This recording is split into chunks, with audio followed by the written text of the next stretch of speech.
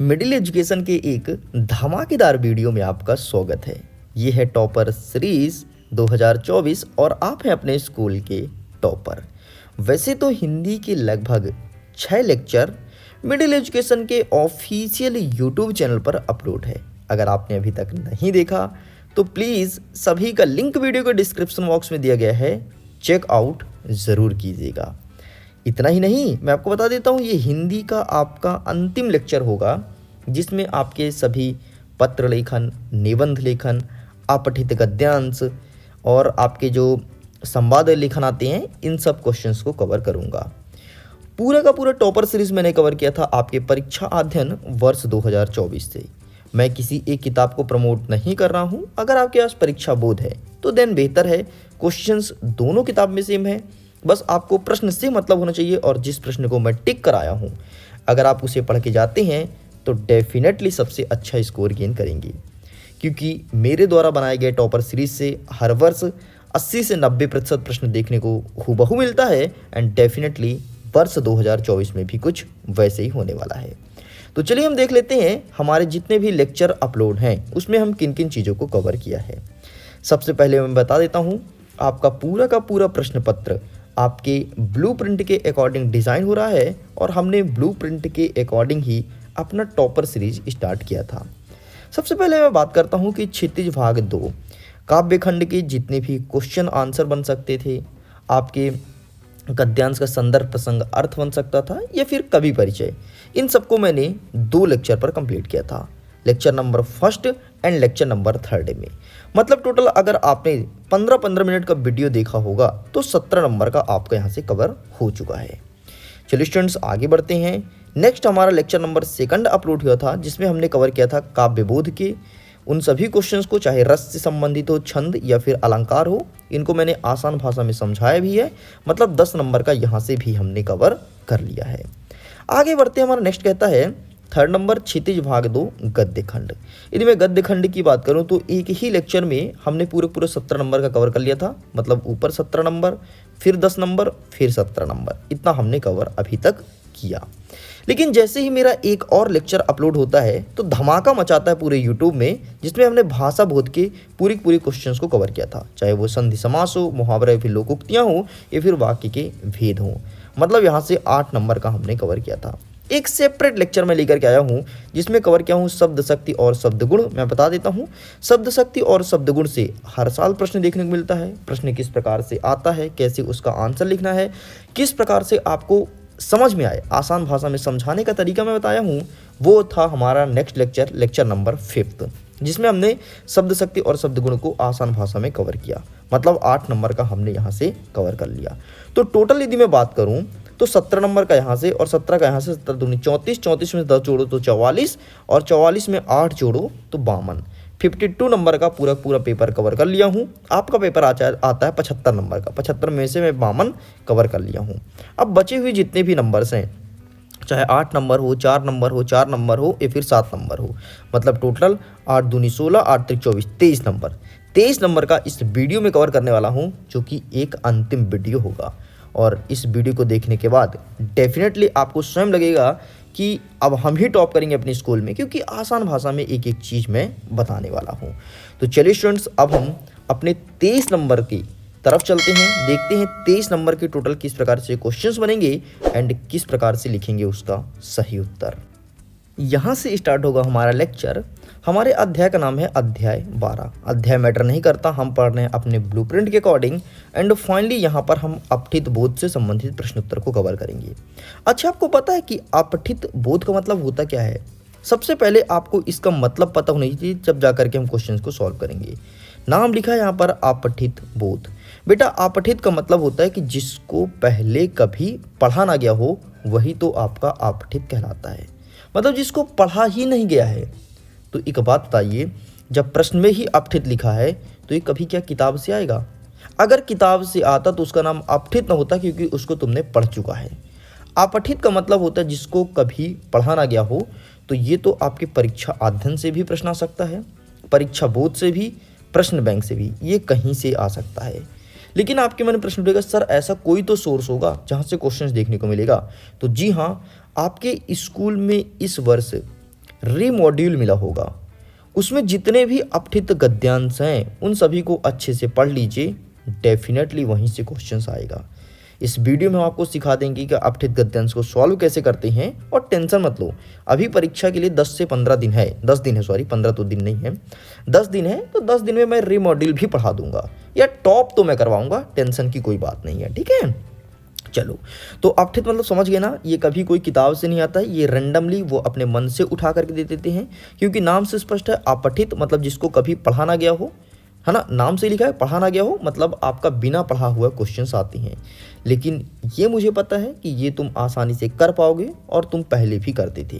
जैसे यहाँ पर देखो, आपके सामने दिया रहेगा एक गद्यांश, गद्यांश ज़्यादा नहीं, 3 से 4 लाइनें की होंगी, एंड फाइनली यहाँ पर 4 लाइन का लिखा है। गद्यांश के बाद इसका मात्र 3 प्रश्न दिया रहेगा, और ये एक प्रश्न आई थिंक आपके 4 नंबर का रहेगा, ठीक। तो सिंपल सा सभी प्रश्न का उत्तर देना है। यदि आप गद्यांश का शीर्षक बताते हैं तो आपको मिलेगा 1 नंबर, यदि एक इसका आंसर देते हैं तो इसके लिए 1 नंबर, और इसका यदि सारांश बताते हैं तो सारांश के मिलेगा 2 नंबर। इस प्रकार से इसकी नंबरिंग की जाती है। टेंशन मत लो, मैं भी समझा देता हूँ। तुम्हारे सामने एक अपठित गद्यांश करके दिखाएंगे, जो कि 2022 से पूछा था, देख सकते हैं यहाँ से आया था 2022 में, ठीक है। तो तुम यहाँ से प्रैक्टिस कर सकते हो, ये केवल प्रैक्टिस मांगता है, जितनी अच्छी प्रैक्टिस करोगे उतना अच्छा कर पाओगे। यदि समय नहीं है तो इससे आप प्रैक्टिस भी मत करो, बस एक बार मोटा माटी देख लो। और इस बार तुम्हारे परीक्षा में ज़्यादातर उम्मीद है कि ये वाला देखने को मिले, स्वार्थ और परामर्थ, तो यहाँ से देख लेना। बाकी इनको यार टिक कैसे कराएं, मतलब समझ नहीं आ रहा, ठीक है, कि कैसे आपको बताएं कैसे टिक कराएं, क्योंकि रैंडम कहीं से पूछ लेता है। 2023 में कौन सा पूछा था, ये वाला पूछा था, देख सकते हो, ठीक है। अच्छा, इन लोग किताब वाले क्या करते हैं, इनकी किताब से आता नहीं है ये चीज़, इन लोग जैसे पूछते हैं क्वेश्चन में तो उसी को उठा के और पटक देते हैं। इस प्रकार से किताब को बनाया जाता है। एंड फाइनली इस बार स्वार्थ और परामर्थ वाला पढ़ लेना, तुम्हारे एग्जाम में देखने को मिलेगा। अब देखो इसको क्वेश्चंस कैसे आते हैं। सबसे पहले ऊपर देगा आपको एक गद्यांश, अथवा में देगा नीचे एक आपको पद्यांश, मतलब चाहे गद्यांश करो चाहे पद्यांश करो, ये होता है आपका पद्यांश, ठीक, जिसे आप काव्यांश भी कहते हो। तो मेरा मानना यही है कि आप गद्यांश मतलब ऊपर वाला सॉल्व करो, ये इजी होता है, इसका अर्थ निकालना थोड़ी क्रिटिकल होता है, ठीक है। अभी हम क्वेश्चंस को सॉल्व करेंगे तो समझ में तुमको स्वयं आएगा। तो परीक्षा में आपको ऊपर वाला अटेम्प्ट करना है, अथवा में जो नीचे वाला रहेगा काव्यांश उसे अटेम्प्ट मत करना, ये क्रिटिकल होता है थोड़ी।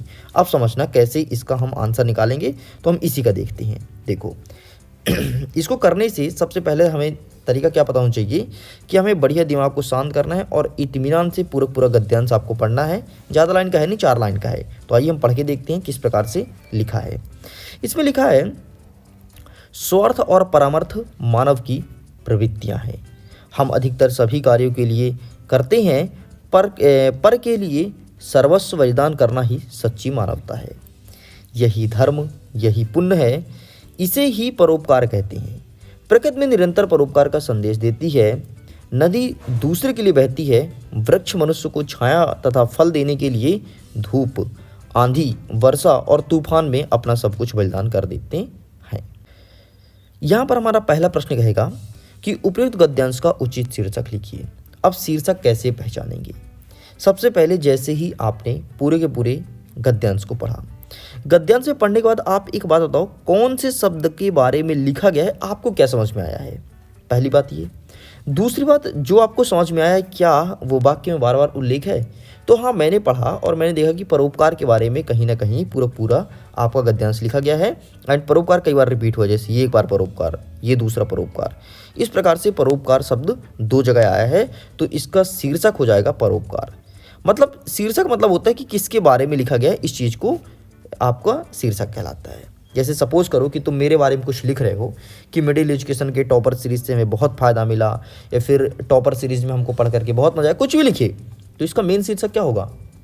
अगर तुम मिडिल एजुकेशन को हाईलाइट करोगे तो मिडिल एजुकेशन, वरना अगर तुम टॉपर सीरीज को लेकर के लिखोगे तो टॉपर सीरीज का शीर्षक होगा, ठीक। तो जिसके बारे में लिखा जाता है वही इसका शीर्षक कहलाता है। आगे बढ़ते हैं, सच्ची मानवता क्या है? वेरी सिंपल प्रश्न पूछा गया है, तो इसका आंसर फाइंड करने के लिए आप अंतिम में ढूंढ लो सच्ची मानवता, इसमें लिखा है। तो हमारे गद्यांश में कहाँ पे लिखा है सच्ची मानवता? तो यहाँ पे लिखा है, देखो सच्ची मानवता। तो बस इसका ये जहाँ पर लाइन खत्म होता है वहाँ तक और जहाँ से स्टार्ट होता है, तो आपका आंसर हो जाएगा पर के लिए सर्वस्व बलिदान करना ही सच्ची मानवता होता है, ठीक। तो पर मतलब दूसरों के लिए, सब कुछ बलिदान कर देना सच्ची मानवता होता है। ये हमारा उत्तर हो गया। यहाँ से आपको लिखना है, ये देखो पर का यहाँ पर वो लिख दिया, देखो पर्यायवाची लिख दिया दूसरों के लिए, तो बस आपको भी ऐसे लिखना है। अब नेक्स्ट कहता है कि उपयुक्त गद्यांश का सारांश लिखिए। हमसे सारांश पूछा है, तो सारांश लिखने के लिए सिंपल सा बेटा, इसको पूरा तुम रीड करो। ये ज़्यादातर बच्चों से नहीं बनता और 2 नंबर ही देखे जाता है। इसको पूरा का पूरा अच्छे से रीड करो और तुम्हारे शब्दों में तुमको पढ़ने में जो समझ में आए वो लिख दो। यही इसका सारांश कहलाता है। आसानी से नंबर आएंगे, 4 में 4 आएंगे, तुम देख लेना, 1 नंबर भी नहीं कटेंगे। और इस प्रैक्टिकल को मेरे कई सारे बच्चे त्रैमासिक और अर्धवार्षिक में भी अपनाए हैं और पूरे में पूरे नंबर पाए भी हैं। चलिए आगे बढ़ते हैं अब काव्यांश की तरफ। काव्यांश को ध्यान से पढ़ना है, जैसे कि हमने गद्यांश को पढ़ाया। न रहो ना निराशा करो मन को, कुछ काम करो कुछ काम करो, जग में रहकर कुछ नाम करो। यह जन्म हुआ किस अर्थ हो, समझो जिसे न व्यर्थ न बहो न हो, कुछ तो उपयुक्त करो मन को, नर हो न निराशा करो मन को। ठीक इस प्रकार से मतलब आशा और निराशा के बारे में लिखा गया है। मोस्टली यहाँ पर निराशा के बारे में लिखा गया है।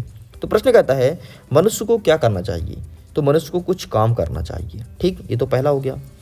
आदमी का जन्म किस उद्देश्य से हुआ है, तो कुछ काम करने के लिए हुआ है, बल्कि निराश होने के लिए नहीं। और काव्यांश का उचित शीर्षक मतलब इसमें शीर्षक पूछा है, तो शीर्षक इसमें आशा और निराशा हो जाएगा। तो इस प्रकार से तुमने इसे आसानी से कर लिया। लेकिन कभी कभी क्या होता है, किसी प्रश्न में शीर्षक ना पूछ करके बल्कि पूछ लेता है कि इसका अर्थ बताओ। जैसे यहाँ पर पूछा ना, ये देखो, ये सारांश लिखो, तो वैसे सारांश पूछता है तो हमें अर्थ निकालना क्रिटिकल हो जाता है। तो आप एक बार देख लेना कि दोनों में क्वेश्चंस कैसे आए हैं, फिर जो आपको सही लगे उसको अटेम्प्ट करना। मैं बता देता हूँ, ये किताब से कभी नहीं आता है, ये बाहर से ही पूछता है। लेकिन कुछ क्वेश्चंस मैं टिक करा देता हूँ जो तुम्हारे एग्जाम में देखने को मिलेगा। जैसे यहाँ पर 2022 में 4था नंबर आया था। ठीक है, आपका पैटर्न चेंज हुआ है ना, इस चीज़ को ध्यान रखना। तो यहाँ से आपको पहले वाला देख लेना है, कुछ काम करो वाला, वो तुम्हारे एग्जाम में इस बार देखने को मिल सकता है।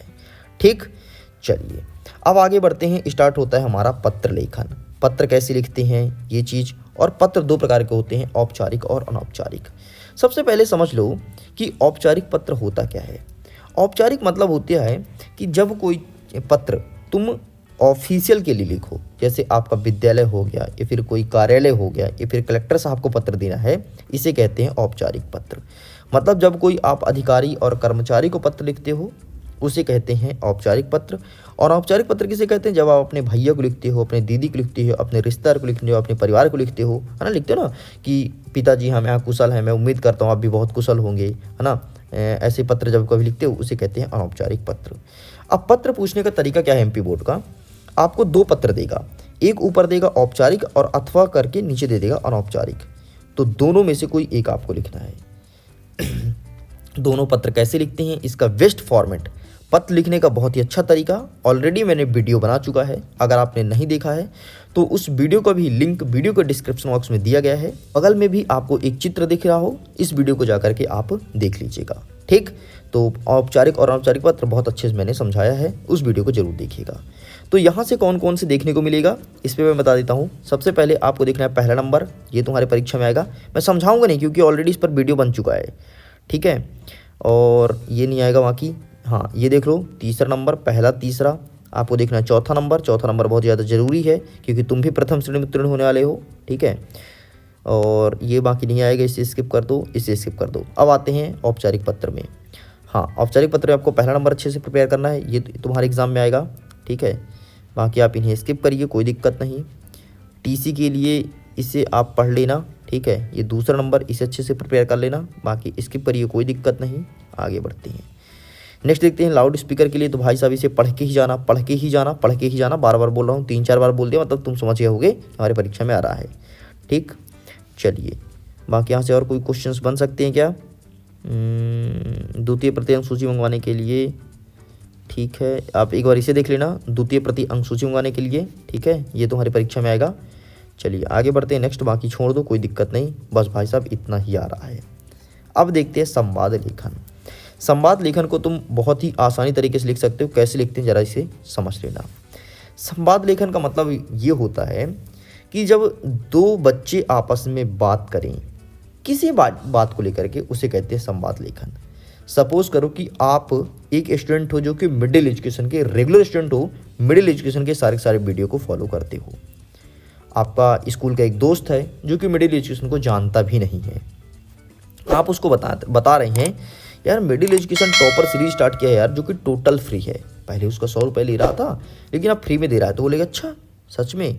बोलेगा हाँ यार, टॉपर सीरीज के अंतर्गत मिडिल एजुकेशन सभी के सब्जेक्ट के मोस्ट आईएमपी क्वेश्चंस को कवर करता है, चाहे वो प्रीवियस ईयर में पूछा गया हो या फिर इस बार पूछा जा रहा होगा। बोला अच्छा, मुझे भी चैनल बताओ यार। फिर वो बोलेगा चैनल का लिंक भेज देना।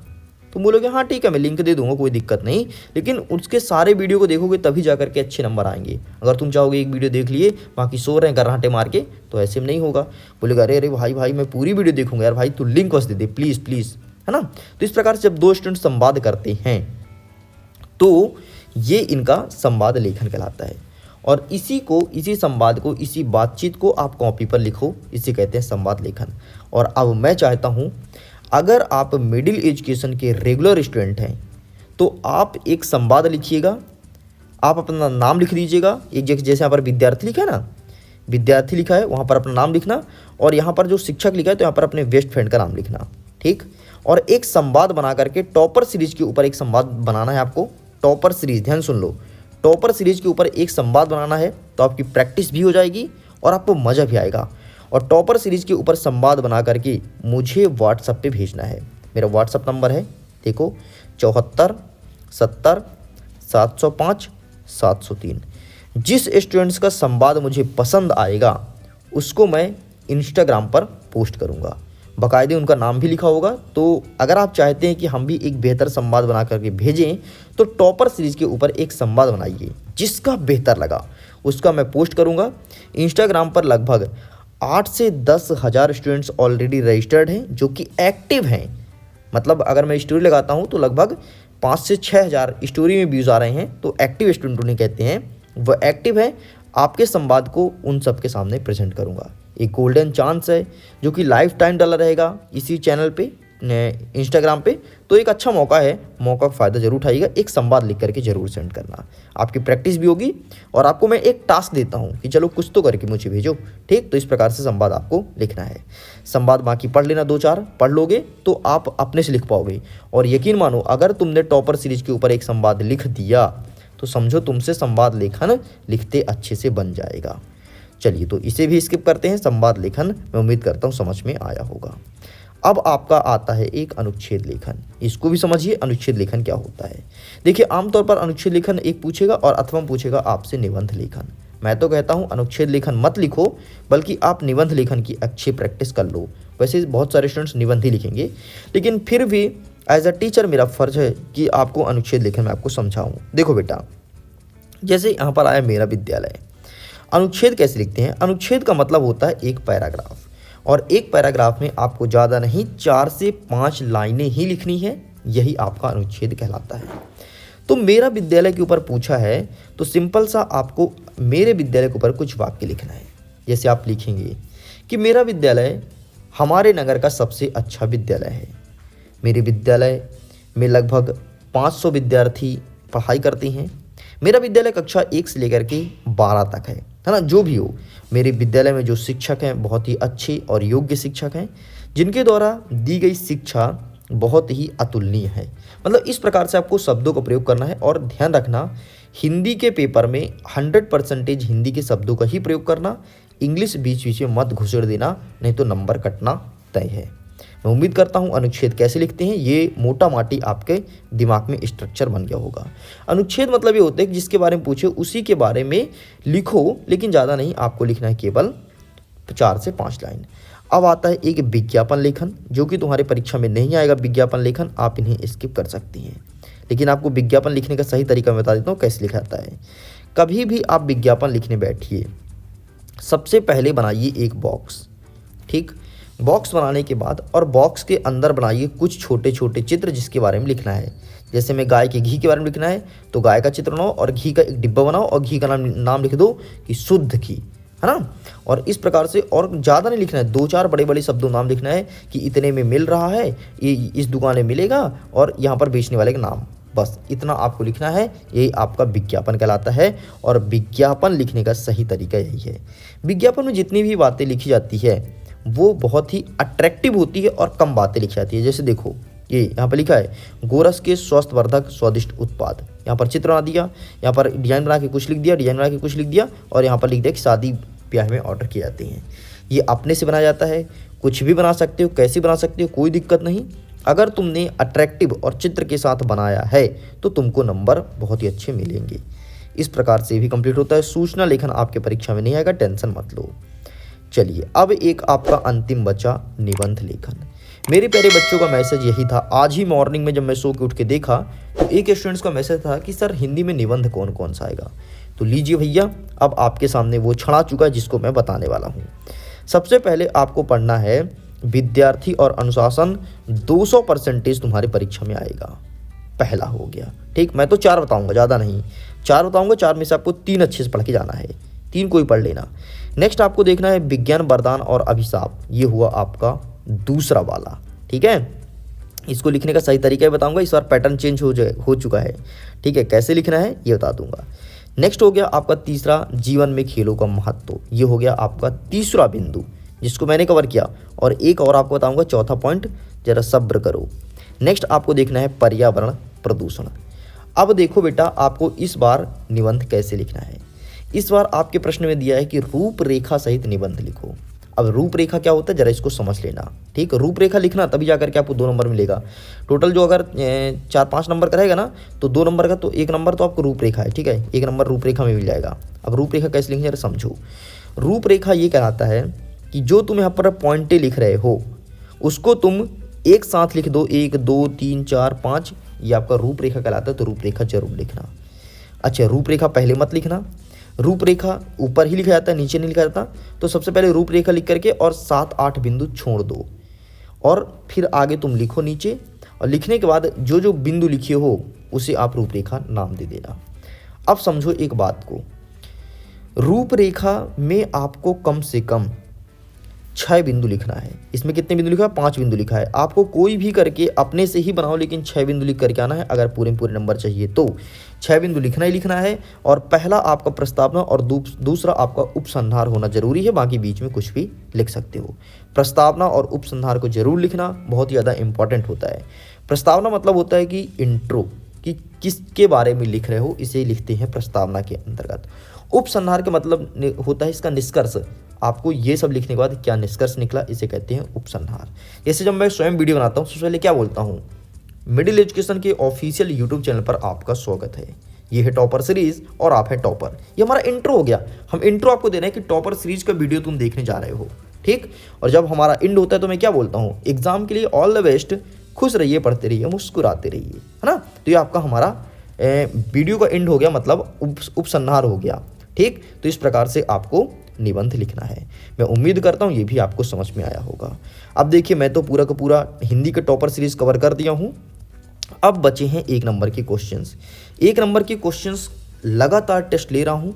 लगभग 400 से 500 बच्चे डेली टेस्ट दे रहे हैं।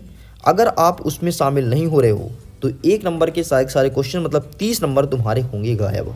तुम्हारे ऊपर है, तुम समझदार हो, तुम्हें क्या करना है। तुम्हारा परसेंटेज तुम्हारे हाथों पे है। मैं तो सिर्फ इतना ही कर सकता हूँ कि आपके लिए पढ़ा सकता हूँ। बाकी आपका पढ़ना ना पढ़ना आपका फ़र्ज़ है। अगर अभी भी तुम टेस्ट नहीं दे रहे हो तो और टॉपर सीरीज से जुड़ चुके हो तो अपनी लाइफ की सबसे बड़ी गलती कर रहे हो। यही गलती करते रहिए, डेफिनेटली परसेंटेज डाउन होगा। लेकिन जो स्टूडेंट्स लगातार टॉपर सीरीज में टेस्ट दे रहा है उसका मैं बाकायदे रिजल्ट देता हूँ। रिजल्ट मिलता है आपको टॉपर सीरीज के व्हाट्सएप ग्रुप में, टेलीग्राम चैनल पर, हर जगह रिजल्ट अवेलेबल होता है। अपना रिजल्ट देखिए कि आप कितने गहरे पानी पे हैं। ओके स्टूडेंट्स, मैं करता हूँ वीडियो के एंड। एग्जाम के लिए ऑल द बेस्ट। खुश रहिए, पढ़ते रहिए, मुस्कुराते रहिए। Bye bye.